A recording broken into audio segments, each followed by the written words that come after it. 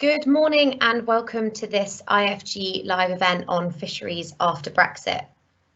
From fishing flotillas protesting up the Thames to Boris Johnson brandishing a smoked kipper at the Conservative leadership hustings, fishing has often inspired some of the most memorable moments of the Brexit process to date. But it is also a highly contentious topic, with the UK and the EU currently miles apart on how quotas should be distributed from the end of the transition period. The 1st of July, the date by which the UK and the EU had initially intended to agree the new fisheries arrangements, is coming ever closer, but reaching agreement by this date is now looking highly unlikely. At a recent IFG live event, Stefan de Rink, Michel Barnier's chief advisor, told us this would be a tall order, and David Frost, the UK's chief negotiator, appears to agree. But even if we put the July deadline to one side, is it possible for an agreement to be struck at all? And what could a deal on fish look like? And then how would the UK change its policy post-Brexit? And how much freedom will the devolved administrations have to set their own terms? To discuss all these questions and many more, we have an excellent panel joining us.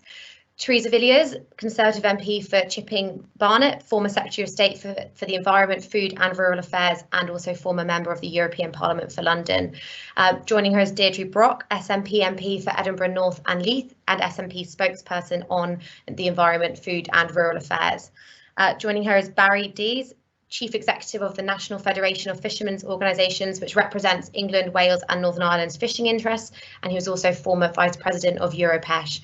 And then last but definitely not least, James Kane, Associate at the Institute for Government, formerly of the Trade Secretariat in the Cabinet Office, DEFRA and the UK delegation to the European Commission. Now, before we get going, I just want to say that this event is on the record and a recording will be available afterwards. Please do tweet along using the hashtag IFGBrexit and ask questions using the chat function on your screens. Just send them in as we go and we will try and get through as many of them as possible. Now, Theresa, I'd like to start with you. We've heard reports over the weekend that fisheries is one of the issues that EU member states are putting a lot of pressure on Michel Barnier over. Now, why is fisheries such an important issue for the UK? And what is it that the UK wants to get out of these negotiations?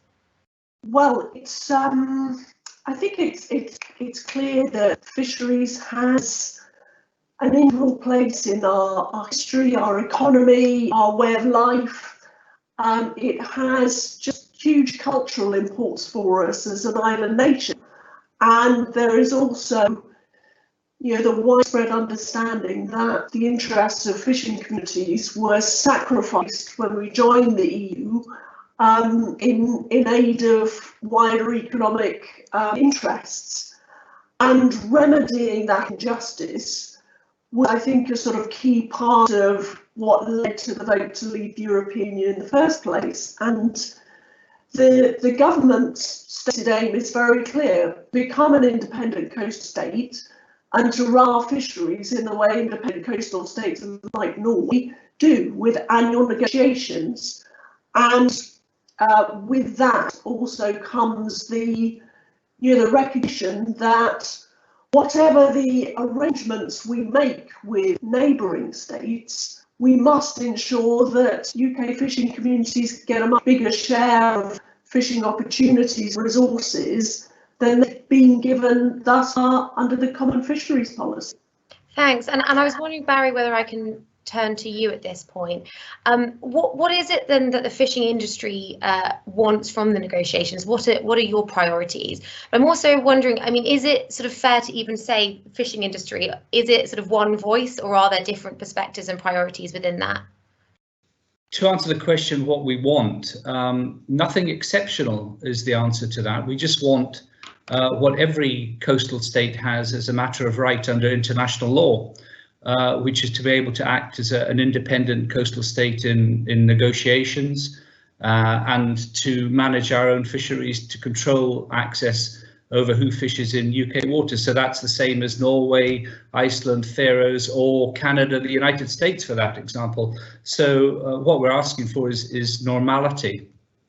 In terms of your question about the industry, well, you're quite right.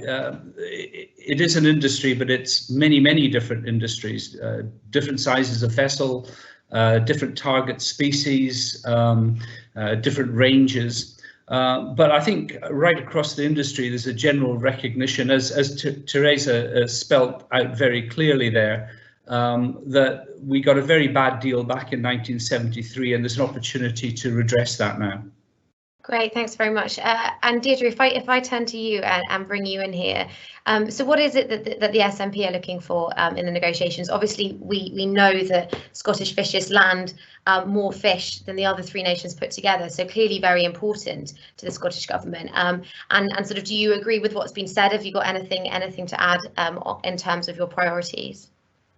Well, obviously the fishing industry is extremely important to Scotland. As you say, it forms a huge part of the total take from the UK. I think there are a number of issues around this. Obviously, the SNP government would like to be much more involved in negotiations over this area because it is so important to the Scottish GDP. But I think we need to remember too that the UK is not going to get everything its own way. Now, I'm assuming that some sort of arrangement will be agreed because the product is very important to Europe, and we are keen to sell our product to what is the world's largest single market on our doorstep. But I think, we are signed up to international agreements such as UNCLOS, which require the UK to ensure proper conservation of fish species and also to cooperate with regional and global organisations on achieving that. And secondly, there are historical claims that can be made by EU fishers, which I think could present problems in the future, depending on what arrangements we come to. It's not as if, those European countries are going to France, for example. I mean, just look at what happened in 2018 over the scallops wars. I think we can't expect this all just to be finished neatly at the end of these negotiations. I think there's a possibility of this dragging on through tribunals and international courts for a very long time, and I think people need to be aware of that. I also think people really need to be aware of what's happening with regard to access to those European markets, and what impact will that have on particularly the inshore fisheries, which rely on unfettered access to those markets. I mean, there's a lot of considerations which I think, yes, I think a fairer access to waters for our fishers is very important, but there are many other issues that need to be looked at in that package. Yeah, no, that's really interesting, and actually I think that sort of brings me on quite nicely to sort of turning to James. And I was hoping that, James, you can set out sort of what the EU priorities are in the negotiations, so just what the ask is. We sort of heard what the UK ask is, but then you've sort of already, for the IFG, put out a bit of a landing zone up on our website about where you think that an agreement could be found. And I wonder whether you can build a bit on what Deidre said as well about the different sort of priorities of different aspects of the industry, and where you think that landing zone could be. Thanks, Maddie. The EU position has definitely hardened a lot over time, and as even Stefan de Rink said at the Institute a couple of weeks ago, it could now fairly be described as maximalist. Essentially, the current EU position is, to put it bluntly, that everything should stay the same forever.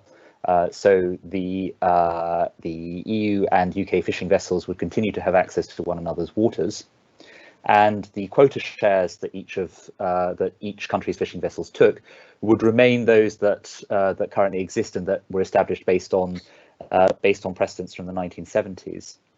So the EU's position is quite firm. It's certainly firmed up a lot since the political declaration last year, and it's got quite a bit harder even since the negotiating directives earlier this year, where there was still some ambiguity around whether they were upholding just stable quota shares or whether the EU wanted the current quota shares to continue indefinitely.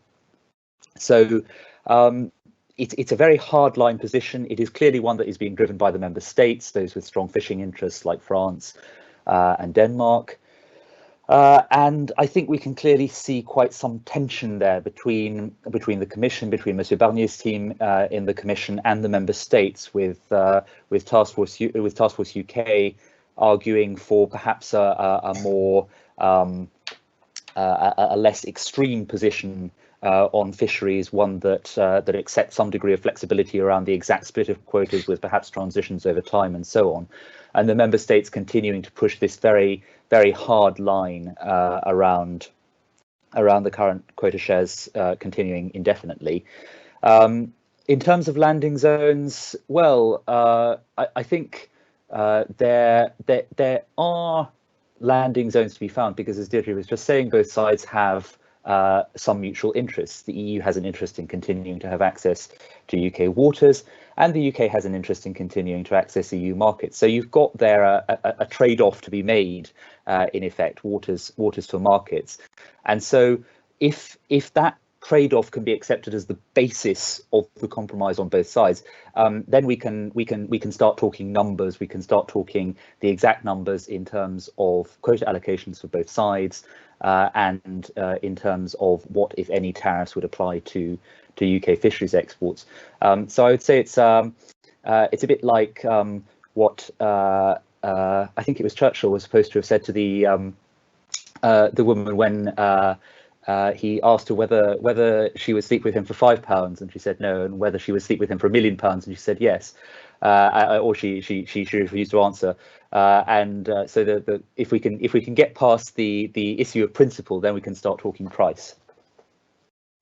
Very interesting. Thanks very much, James. I wonder if I can return to you, Theresa, and ask what your sort of perspective on that is. Do you agree that there is a sort of landing zone that can be found? And I mean, one of the things about this is that really it feels like in this situation, this is one of the stronger cards the UK has to play in these negotiations. So I guess, you know, should the UK be compromising in the way that James has said? And if it should, when should it be compromising? Because that's the other thing. We're looking at quite tight timelines on negotiations. Clearly, sort of the July deadline just doesn't look realistic anymore. But when do you think that the UK should maybe think about compromising on some of this?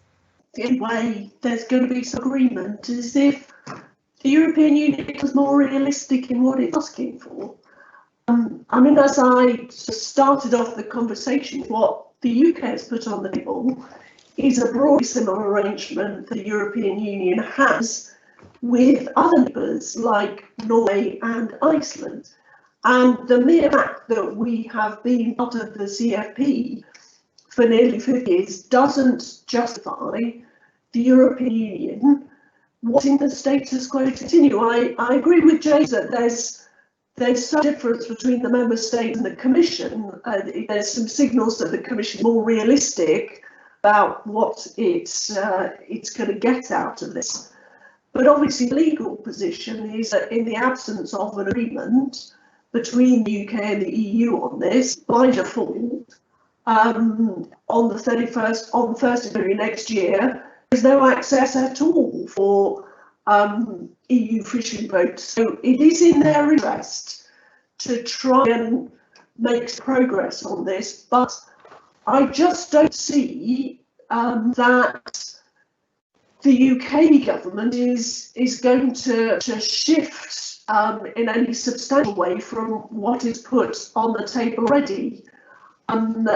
Not just because of the sentiment comes with, you know, the refund, the Brexit votes I talked about, but also there are important matters in relation to the Union. We're intensely conscious of how crucial fisheries are to the Scottish economy, to communities, and we feel very strongly that we need to, as a UK government, we need to defend those interests as well. So for all sorts of reasons, I think that, you know, we are not going to see big compromises coming from Boris's government.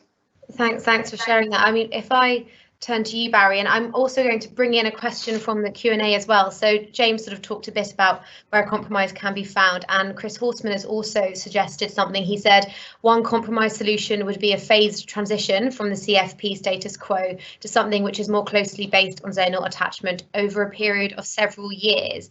And I wonder whether sort of that would be something that would be acceptable to the UK fishing industry. Well, I think there are some points of principle which are about sovereignty and control of access, and that really is where the UK has got a very strong hand of cards to play. The EU fleets fish about 6 times as much in UK waters as UK vessels fish in EU waters, and you know that is a key factor in the negotiations. My feeling is that there will be a deal. I think the issue of markets is an interesting one, but it's one where both sides have an interest in a mutual agreement. There are businesses on both sides of this of the channel in the supply chain that need that business to continue. So putting that kind of nuclear option aside about withholding a free trade deal because of fisheries, I think the UK government has never said that there would be no access for European vessels to fish in UK waters. It has to be negotiated access, just like any other coastal state, and it has to be annual negotiations. And again, I can't stress this strongly enough. This is normality. This is how coastal states behave to each other.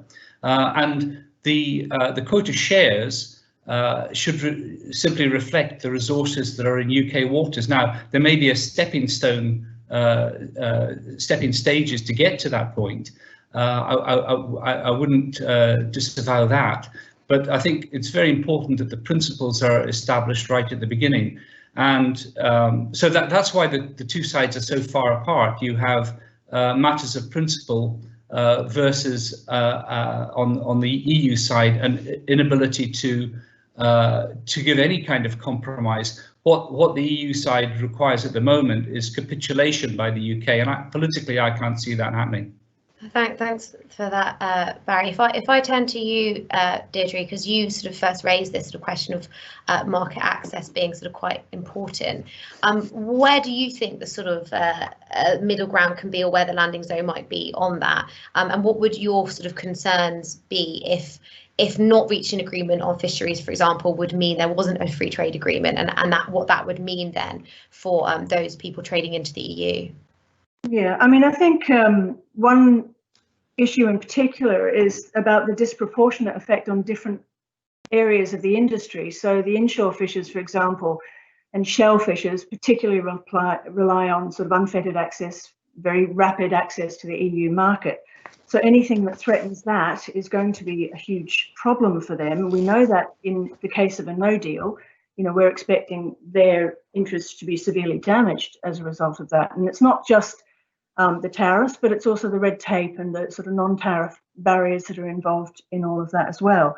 I mean, it's been suggested to me by some in the industry that it might be that some of the bigger fishers will be, will take on board the effect of extra tariffs on certain species and will be able to weather that. But much smaller operations, particularly now at a time of the crisis that we are going through, and the fragility of many of those businesses as a result of the COVID crisis, adding on this potential for a no deal, which frankly it looks as if we're heading towards, I think is a real nightmare for many of these businesses. And I'm yet to hear anything from the UK government about what they'll be doing to support those businesses through that likely crash at the end of the year when it happens. And I have to, disagree with Theresa. I mean, as far as I'm aware, the UK is not able to, under UN clause, bar other countries from fishing in its waters completely. There are, international arrangements in place that the UK would have to take account of.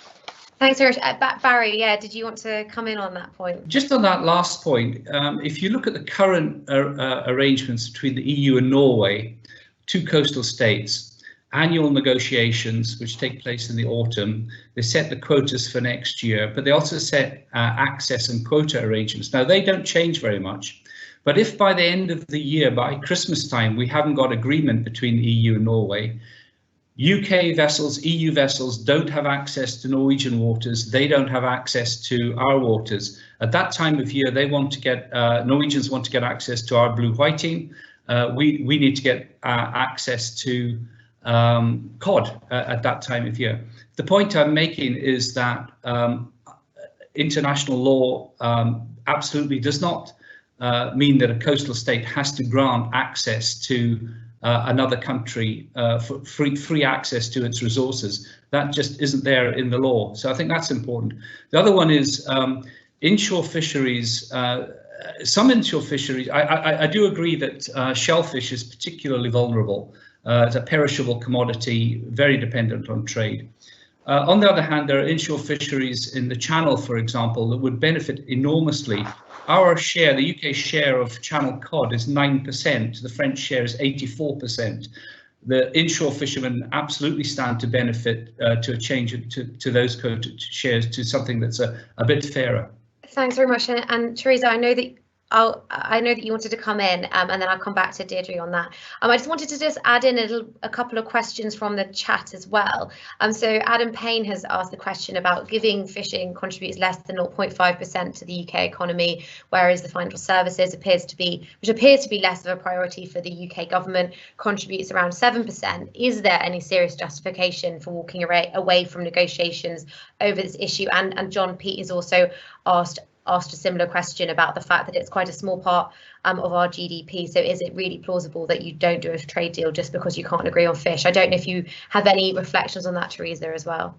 Just in response to Deidre's point, of course, the expectation is that there will be some access for fishing boats, but the legal default is that access is not granted unless there is an agreement. But it's, as Barrie has pointed out, it's not the stated intention that we would keep our own fishing waters exclusively for our boats, but I think many people, including myself, much of the fishing sector, believe that the historic share of resources to which UK fishing vessels have had access under the CFD is grossly unfair, and we do need to remedy that. In response to the questions from the audience, I think it's not a simple trade-off of size of GDP is the determining factor. I think we do need to recognise the place that fisheries plays in our culture, in the economy of coastal communities. I don't think that those kind of trade-offs between services and fisheries are ones which represent the reality of the decision that's going to be made. There will be a whole range of factors which will determine whether an agreement will be reached. And my feeling certainly is, if fisheries or any other issue prevents the trade talks from reaching a successful conclusion initially, and so we do end up leaving the EU's transition period without a free trade agreement, I would have thought that the negotiations would resume pretty quickly so that we do ultimately get an FTA, because it is so manifestly in the interest of both sides that we do. Indeed, the European Union has concluded free trade agreements with virtually all of its members. So it would be a bizarre outcome if the one neighbour that they denied that to was a country with whom that they had a very close, long-standing relationship, and which is a massive market for their exports.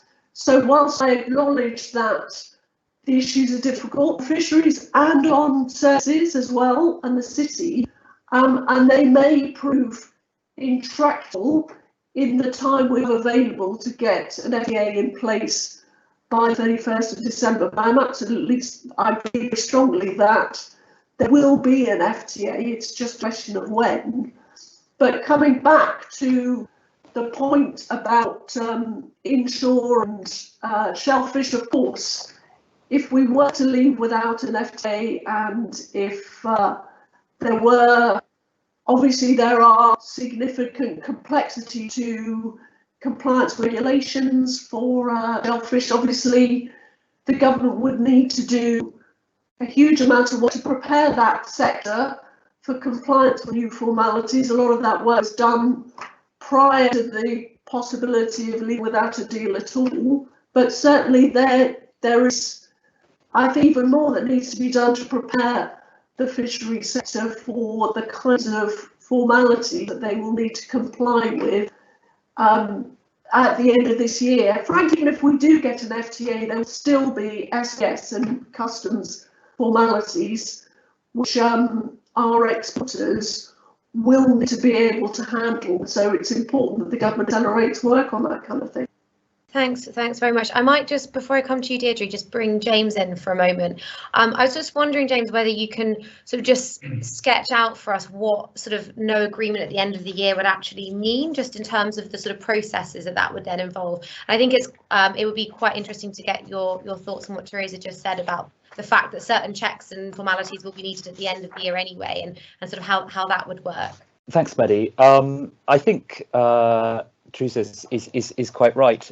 If you look at what are called SPS sanitary and phytosanitary requirements as they apply to shellfish, if you look at the current EU negotiating text, that does next to nothing on simplifying SPS requirements for shipments from the UK into continental Europe. So to a very great extent, it doesn't matter all that much for the purposes of health certification and so on, whether the UK leaves with a deal or not. Looking at the EU's draft text at the moment, the only thing that will really hang on whether or not there's a deal is the question of tariffs, and the effect of those tariffs will differ enormously depending on how high the tariff is for a given product. So, for instance, if you look at salmon, which is by far the UK's largest fish export, you've got a tariff on fresh salmon of 2%, you've got a tariff on smoked salmon of 13%.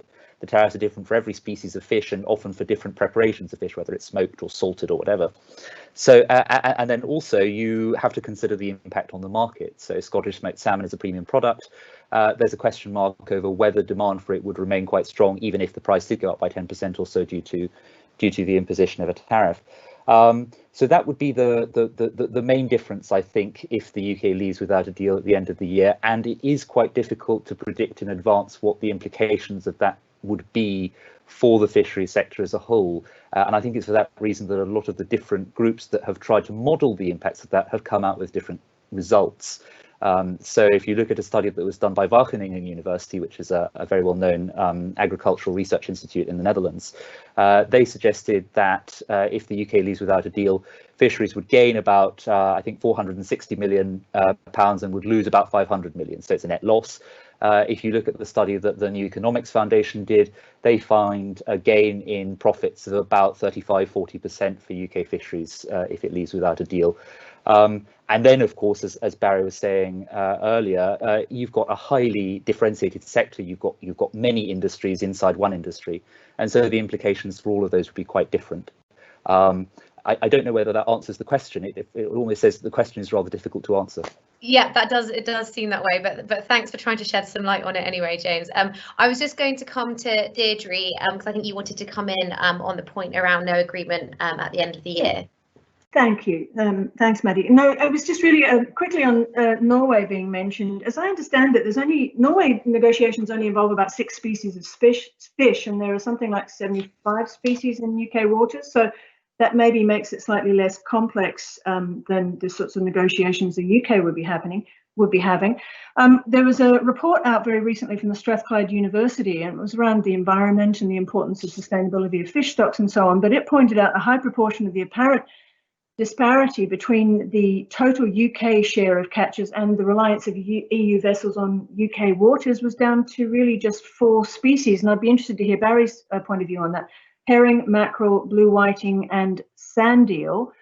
So, you know, that, yeah, I'd be very interested to hear Barry's point of view on that one, because it's an interesting point to make. And I'd really like it. I hope we get a chance to talk about the sort of environmental impact of the CFP as well at some stage, because I think that's a really important element that we mustn't leave out of this discussion. I mean, on that Strathclyde study, it focused strangely on the pelagics in the North Sea. So it's one very particular part of the fishery. If you widen that out to the bigger picture, I mentioned Channel cod 9% share previously. Celtic Sea haddock, our share is 10%. French share is 66%. Most of that haddock is caught in UK waters.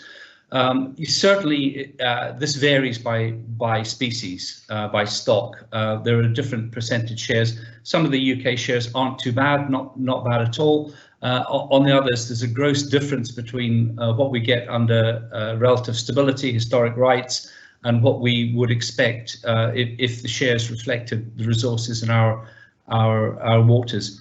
I just wanted to go back to the timing of the negotiations. So July looks like a goner for a deal.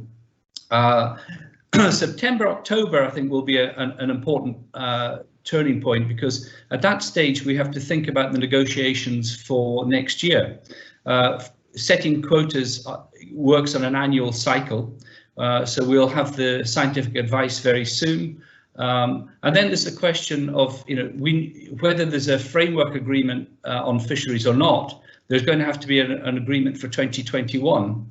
And in those situations, the total allowable catches, access arrangements, quota shares, quota exchanges, all of the ingredients are there, but without a framework agreement. We could, if necessary, do a framework agreement on fisheries further down the road. But the need to set quotas and access arrangements for next year is going to happen anyway. So I think that's an important factor in the thinking about the timing. Yeah, definitely. And actually, Barrie, while you're sort of on the mic, as it were, there are a couple of questions that have come in from the Q&A that it'd be interesting to get your thoughts on. So the first is from Emilio from Politico.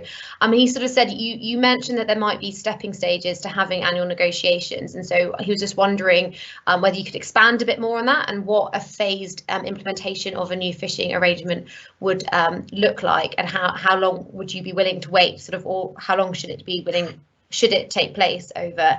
And then another one from Joe Barnes, who's a Brussels correspondent at The Express. I'm just interested, I think, on what numbers the UK fishing industry would actually be happy with in terms of quota shares.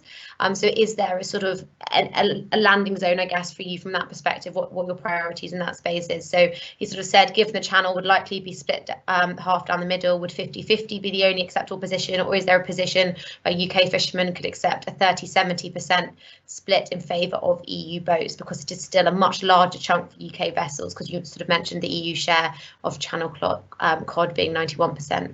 Well, first of all, clarification. I most definitely didn't say that there would be stepping stones to annual negotiations. I think that annual negotiations are the norm between coastal states, and that's what we have to move to immediately. What I did indicate is that there could be stepping stones to the revision of quota shares to move into the next question.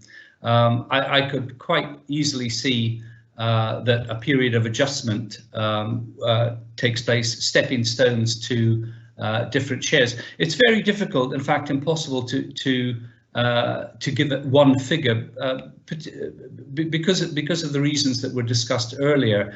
Some of our quota shares are okay, some of them are very much not okay. And there are other factors as well. Because of the landings obligation, some fisheries are in threat of choke through lack of a particular species. So I would imagine that we would want to give priority to those. So those are the kind of questions that would work into some kind of formula. But I think it's very important that the UK establishes right at the beginning that this is stepping stones to a final destination, and that final destination is where our quota shares reflect the resources that are in our waters, as Norway does, as Faroes does, as Iceland, etc., does.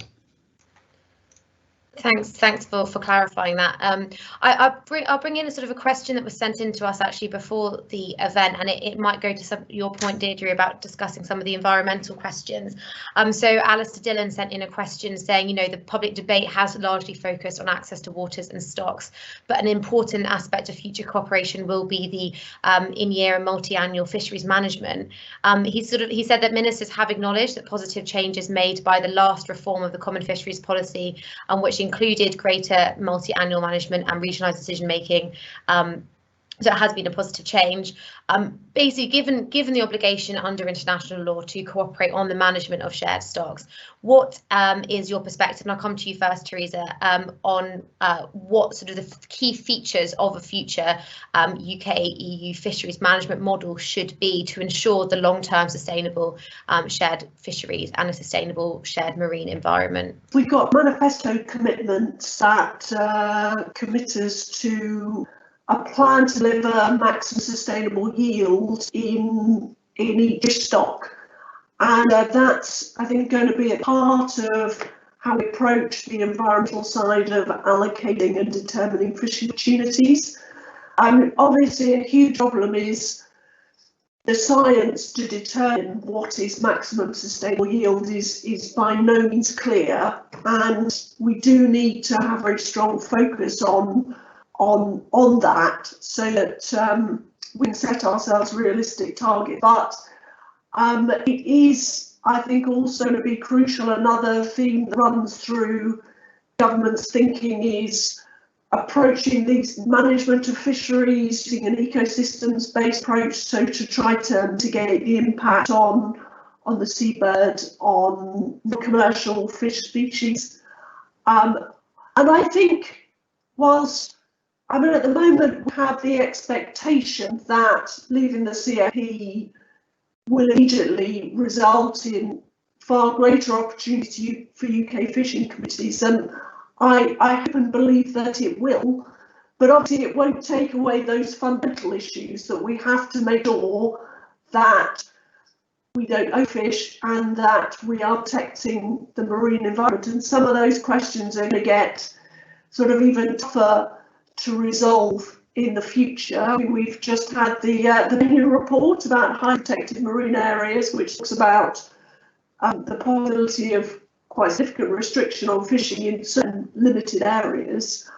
So even outside of the fisheries policy, I hope a number of our problems will have gone, because we are once again in control of our own fishing waters after 40 years.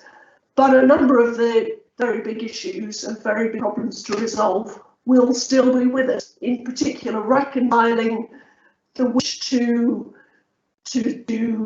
support the economies of our coastal community, but at the same time make sure that we are protecting the marine environment and living up to the obligations we've set ourselves on leaving the environment in a better state for future generations who inherited it. Thanks. I'm wondering if I can turn to you now, Deidre. Obviously, there's sort of the question about how the UK and the EU might cooperate to manage the sort of stocks and sustainability in that area. But there's also a big question about how the Scottish government, alongside the Welsh and Northern Irish governments, will work with the UK government in sort of managing the sustainability of stock in the UK waters. I was wondering if you have any thoughts on how that might be best managed and what your priorities would be in this area. I hope we'd have a very grown-up relationship about all of these things and cooperate properly on a very important issue. I mean, just reflecting on what Theresa's just been saying, no one would argue that the CFP has been an unqualified success. We've had the Scottish government calling it the EU's most unpopular and discredited policy. But that said, it did enable some sort of management of fish stocks to take place between the different countries within the EU. I'm still not clear from the UK government about monitoring and enforcement, and I know from reading recent transcripts of committee reports from the Lords that that's something that they're particularly concerned about, just trying to ensure that proper management takes place within our waters. I mean, I know that electronic monitoring is being called for. In fact, it seemed to be called for by pretty much every member of the committee that I was reading the transcript from, of electronic monitoring to be installed on all UK boats, and indeed for all, it might be a conditional approach to any EU boats wanting to come into the water. But then, of course, it comes down to how do you monitor that? I've had people in the industry saying to me that, they've got big concerns about exactly how that might be monitored. I mean, in regard to that, I mean, like I say, I would like to see more detail from the UK government. Certainly, I know it's a big focus for the Scottish government. The sustainability of stock is of great importance. It's that balancing act, isn't it, between sufficient catch for the fishing industry to remain really viable and strong, but making sure that we don't, as been put in the past by some, wholesale plunder of stocks in our waters. That can't continue, because look at what's happened in the North Atlantic and cod stocks off Newfoundland and so on. That should always act as a sort of really stark lesson to us all. If I could bring Barrie, you in here, what are your thoughts on this question? Well, there's an absolute need for us to fish sustainably, whether that's within the common fisheries policy or outside it. And I think both the EU and the UK have both taken pretty principled stances on conservation. But you have to look at one of the listeners asked the question about multi-annual plans, but annual negotiations don't rule out multi-annual plans. We've had that before between EU and Norway, where you've had 5 or 6 year multi-annual plans. They weren't called that; they were called long-term management plans or some other nomenclature. But the point was the same, that you have a framework and you have the scientific advice. And actually, if you look at the North Sea stocks, which have been jointly managed on an annual basis by the EU and the UK, with the exception of North Sea cod, which has got some particular environmental conditions associated with it, we've done very well. On the whole, since the year 2000, the stocks have been on an upward trajectory. Some of them are quite spectacular, like North Sea Place, which is at the biomass is at a historic high. So I think that we've actually done quite well. Cod is an outlier. Cod stocks, the scientists tell us, are moving northwards by about 12 kilometres a year. So there's a wider change going on there. That's the fundamental difficulty there. But absolutely, if we don't have sustainable fishing, we don't have the stocks in which the economy is based on. Thanks for that. Before I come to you, Theresa, I just wanted to bring James in for a moment. I was wondering, James, I mean, are there any sort of international agreements that will impact on how the UK can manage its sort of fisheries after leaving the EU, sort of apart from the sort of EU-UK agreement that might be struck this year? The main one, Maddie, is the UN Convention on the Law of the Sea, which Barrie and Deidre have already mentioned. That is, it's a very large convention. It covers a number of issues other than fisheries. In its relation to fisheries, it places obligations on states that share stocks. So, for instance, stocks of herring that are shared by the UK and its European neighbours, to cooperate in the management of those stocks. There is an obligation there to reach some form of cooperative arrangement for how to manage those shared stocks.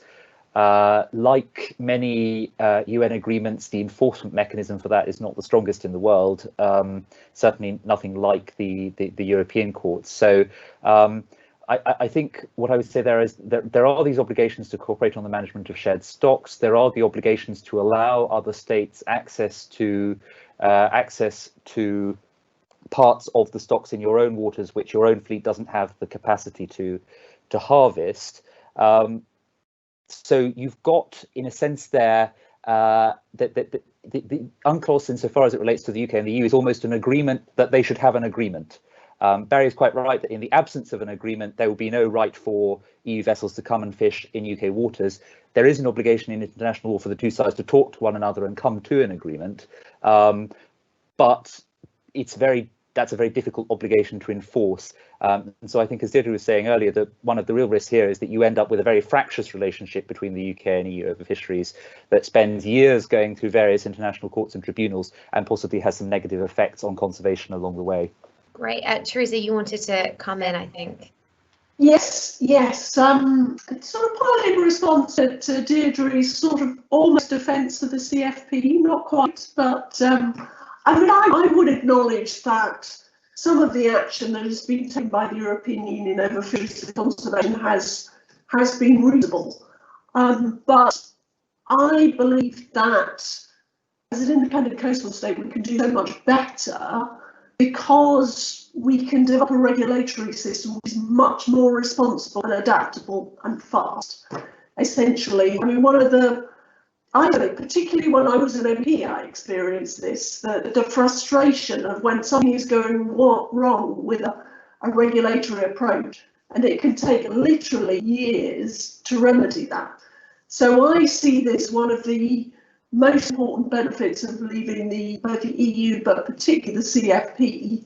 So the science is telling us here that stocks are not responding in the way that we expected, or that the information on which we based our initial decisions was incorrect, then we should be able to have a system which reacts swiftly. And I also think that we need a system which is much more sort of focused on the impact of the boats in question. So it's clear that, you know, we should have a sort of more risk-based sort of flexible approach when it comes to the smaller boats, which don't have the same kind of potential environmental impact as some of the sort of bigger, more industrial methods of fishing. And again, I think whilst obviously attempts are made to distinguish the different sort of size of vessels in the CFP, there is more that we can do to protect the environment rigorously and in fact much more effective than the CFP does, but to do it in a way which is less intrusive, disruptive for our fish fleets, particularly the smaller boats that make up such a significant portion of our fleet. Deidre, I don't know if you wanted to come back on that at all. I mean, I'd also add to that, that has been something that's been raised in the Q&A as well, saying that, from Barrie, that small fishing boats working near UK shores are 77% of the total fishing float, but have less than 4% of the quota. So how can a new fishing policy benefit the coastal communities and the small fishers? And those that, you know, we've already discussed, but will also possibly be hardest hit by lower access to EU markets. I don't know, Deidre, if you have any thoughts on that as well. Yeah, I mean, just responding to Theresa's suggestion that I'm defending the CFP, I'm not sure what part of the EU's most unpopular and discredited policy lends itself to that particular point. But just with regard to the smaller boats and what they're going to get out of this ultimately, I think, you know, what sort of redistribution of quota are we going to see? I mean, are we going to see, I mean, in recent years, I think the extra quota has been redistributed to smaller boats, and is that going to continue? It is suggested in a number of environmental organisations that that's a more sustainable approach to fishing. So we don't have any idea of what extra quota, depending on how much it is, how that is going to be distributed amongst the different elements of the industry.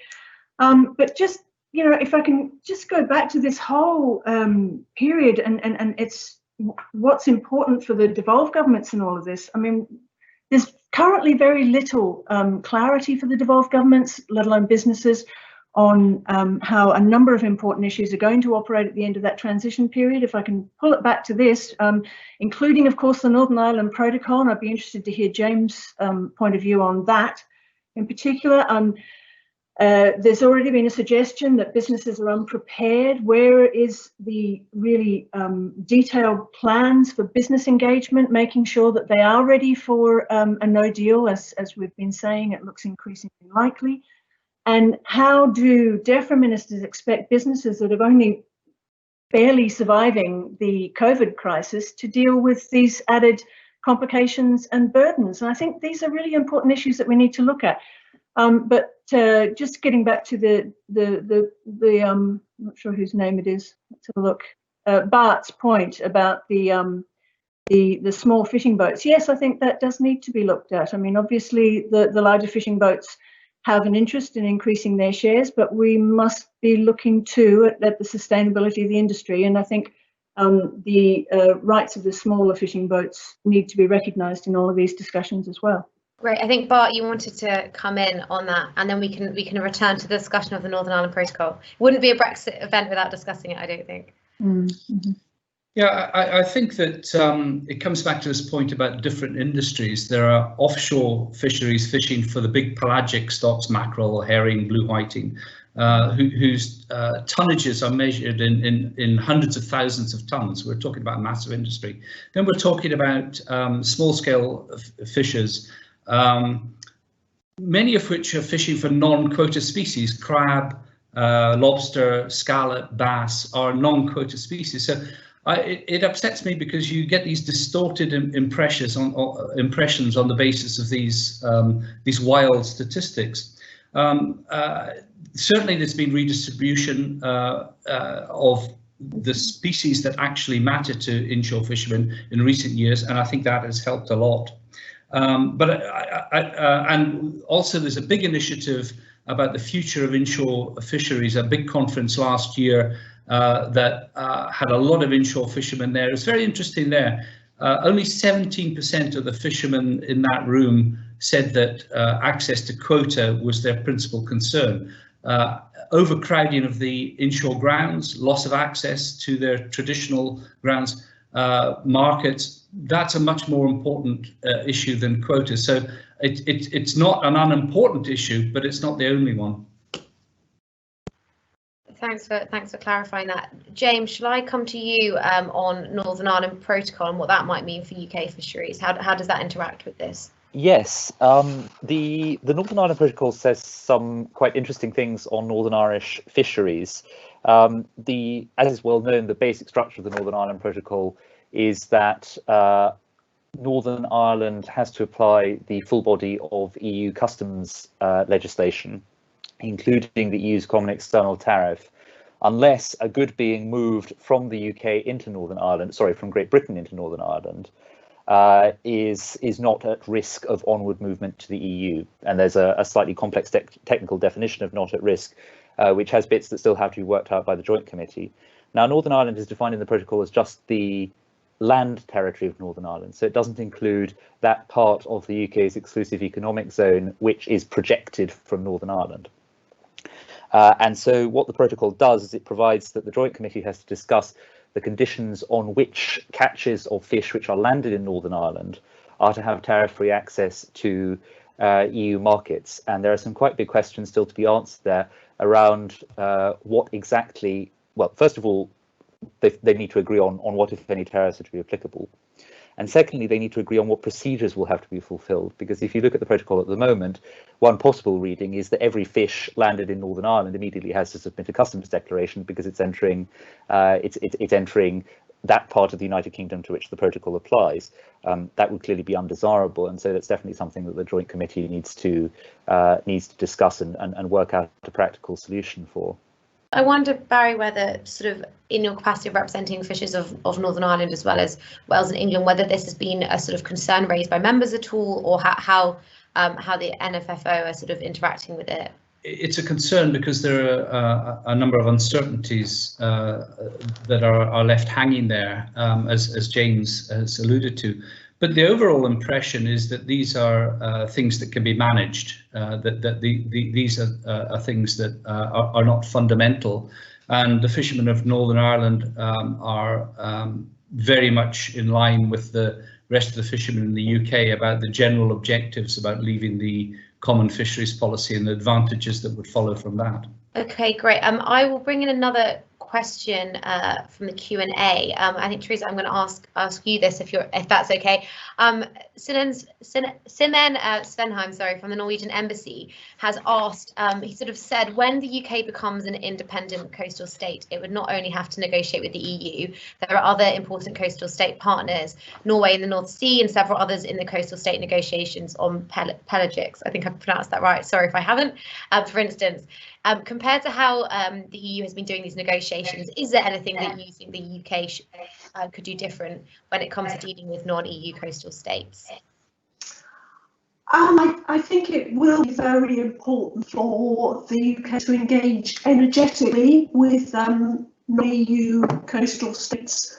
There are obviously quite intense negotiations in preparation for a possible no-deal exit, which resulted in various agreements. But I think